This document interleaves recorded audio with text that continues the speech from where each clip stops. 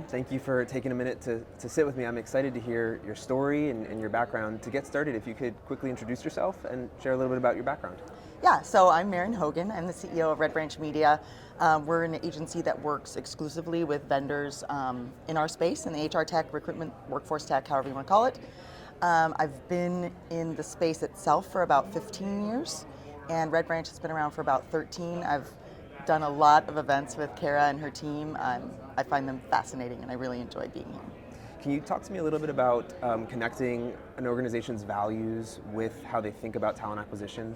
Yeah, so it's kind of a drum that I beat a lot. I think for us at Red Branch, and then I've also worked with other companies where we've helped them, first of all, define and crystallize their values, and then bring them into not just the recruitment process, but the talent management process, performance conversations, the company vernacular, and things like that. And the reason that I have such a passion for it is because I've seen how it can impact retention and employer brand in ways that I hadn't anticipated, right? Because when it starts, it's like something you put on a shirt or something that you put in the employee handbook, and people don't really, it's rare for companies to go ahead and live those out and to try to recruit people who also hold those values very dear. And as we hire from different generations, Gen Z in particular, are very, very, values are important to them. They want to work for a company that they can align themselves with, that they can feel good about, and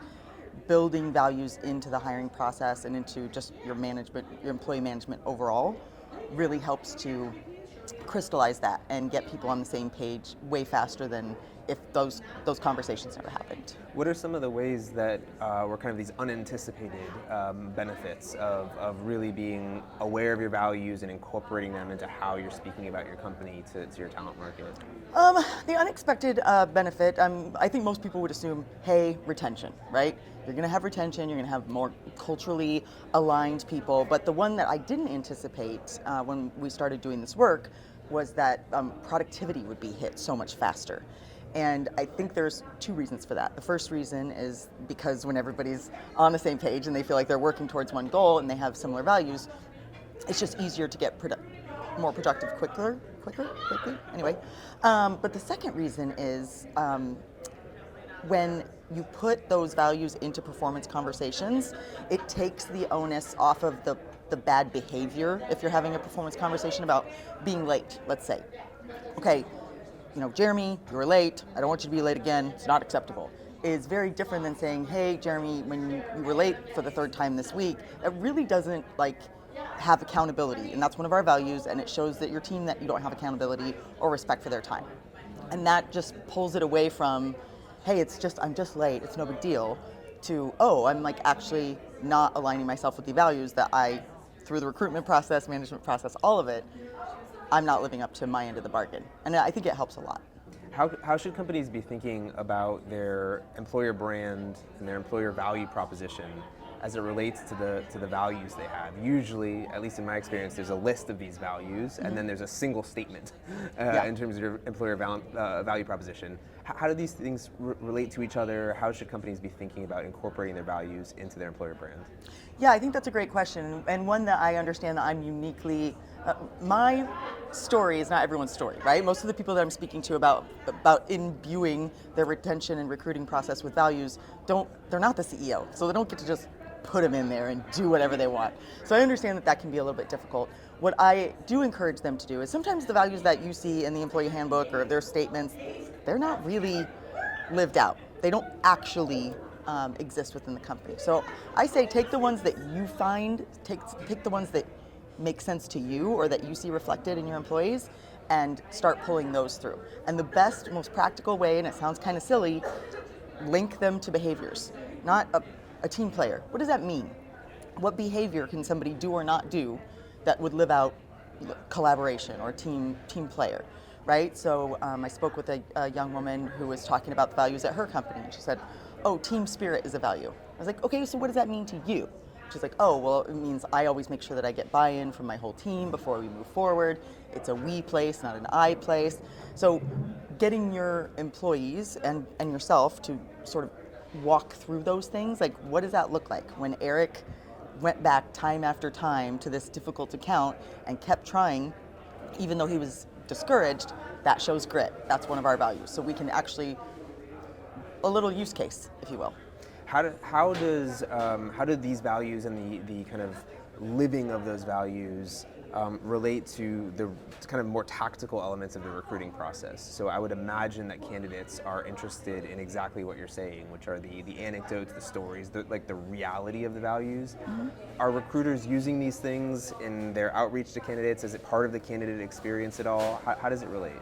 Yeah, well, hopefully, if you do it right. But it starts at the very beginning, right? So we have a kind of a survey email workflow that we've built that people can just send out to their employees and say, hey, do you know anyone that exemplifies this value? Do you think you yourself exemplify this value?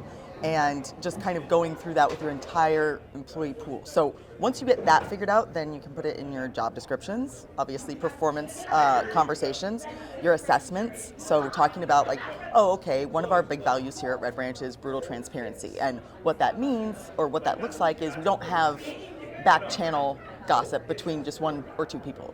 We talk with the team, in front of the team, with the client, in front of the client. So that's how we live it out. How would you feel comfortable in a place where brutal transparency is highly valued? And if they aren't, then they kind of know, hey, maybe it's not the place for me, right? I say there's no such thing as a stupid question. That's not actually true. A stupid question is one that you ask multiple times and never really internalize the answer. That's what brutal transparency means. Sometimes it can sting a little, but that's a value that we hold. So assessment, screening, interviewing.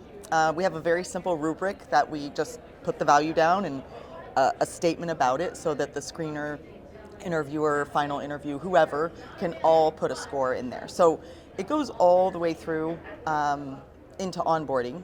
And so by the time that they're working day in, day out, and that's what I was talking about earlier with that ramp to productivity, it's just part of the conversation, right? And so with people inside of the company talking about the values, living out the values, writing blog posts or doing employee-generated content for those things, it's kind of there from the get-go. Right? I think you'd have to be pretty thick not to get how important values are when you're interviewing at Red Branch Media, and that's kind of the goal, right? If that's something that somebody wants to do, or they want us to help them build a recruiting process around that, that's kind of the same pattern that we follow.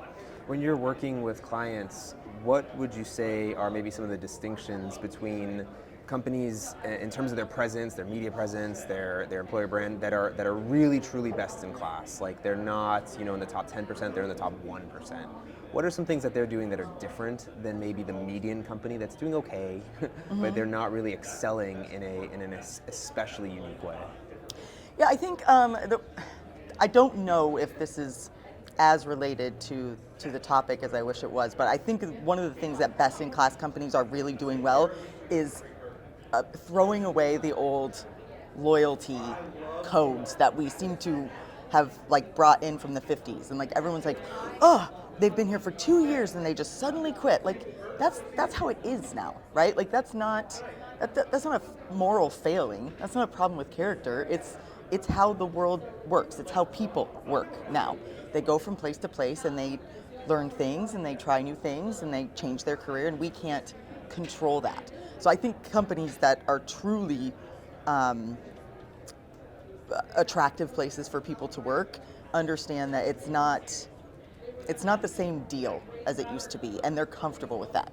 They're using things that we talk about at conferences like this, succession planning and skills-based assessments and values, and saying, okay, how can we keep these people for as long as they want to be here?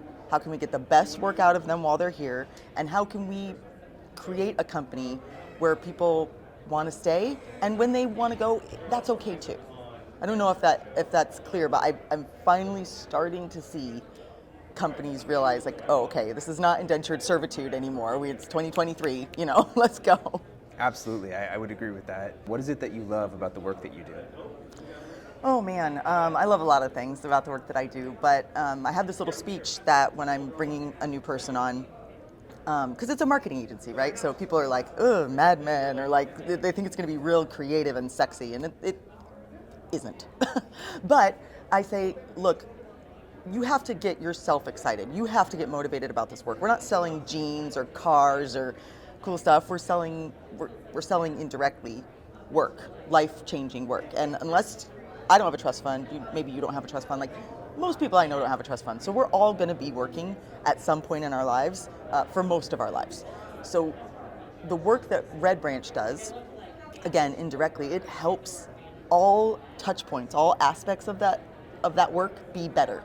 Whether it's a payroll company, whether it's a sourcing engine, whatever it is, any of those vendors that you see in the hall there, that impacts most of the people on this planet. And for me, that's enough to make it exciting to say, okay, my work is worth doing.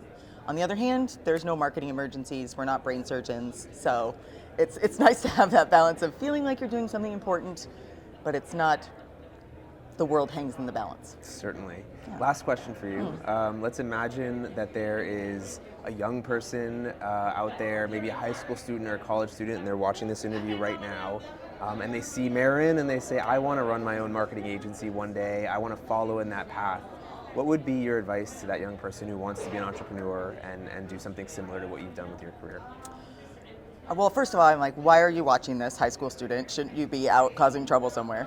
But I think I don't know, my path was very non-linear. I never worked at an agency before I started one. I didn't intend to start an agency. It just sort of grew up around me.